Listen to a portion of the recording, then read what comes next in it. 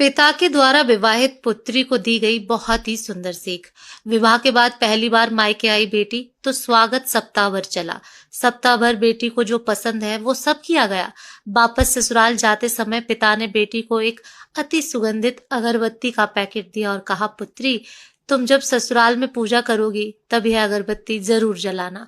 माँ ने मंद स्वर में कहा, बिटिया, प्रथम बार मायके से ससुराल जा रही है तो भला कोई अगरबत्ती जैसी चीज देता है। पिता ने झट से जेब में हाथ डाला और जेब में जितने भी रुपए थे वो सब बेटी को दे दिए। ससुराल में पहुंचते ही सासू माँ ने बहू का बैग टटोला और पूछा कि तुम्हारे माँ बाप ने विदाई में क्या दिया है। कुछ विशेष न मिलने पर उनकी नजर अगरबत्ती के पैकेट पर पड़ी। क्रोधवश सासू माँ ने मुंह बनाकर बहू को बोला कि कल पूजा में यह अगरबत्ती लगा लेना। सुबह जब बेटी पूजा करने बैठी, अगरबत्ती का पैकेट खोला तो उसमें एक चिट्ठी निकली। लिखा था, बेटी, अगर यह अगरबत्ती स्वतः जलती है मगर संपूर्ण घर को सुगंधित कर देती है।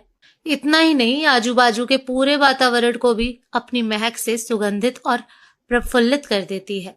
हो सकता है कि तुम कभी पति से कुछ समय के लिए रूठ जाओगी या कभी अपने सास ससुर से नाराज हो जाओगी, कभी देवर या ननद से भी रूठोगी, कभी तुम्हें किसी से बातें सुननी पड़ जाएं या फिर कभी अड़ोस पड़ोसियों के बर्ताव पर तुम्हारा दिल खट्टा हो जाए। तब तुम मेरी यह भेंट ध्यान में रखना, अगरबत्ती की तरह जलना।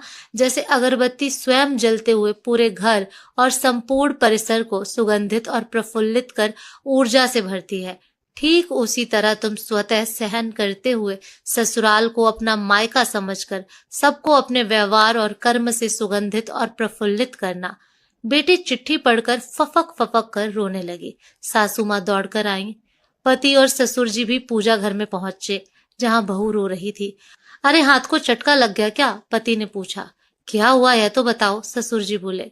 सासू माँ आजू बाजू के सामान में कुछ है क्या यह देखने लगी तो उन्हें पिता द्वारा सुंदर अक्षरों में लिखी हुई चिट्ठी नजर आई।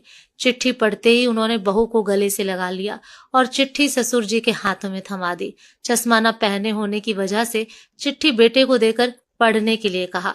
सारी बात समझते ही संपूर्ण घर स्तब्ध हो गया।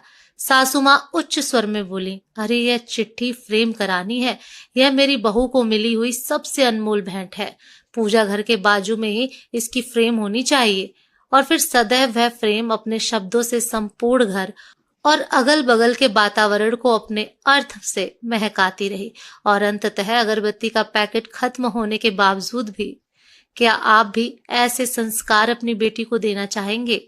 बेटियां दो कुलों को महकाती हैं। दोस्तों, आपको ये कहानी कैसी लगी?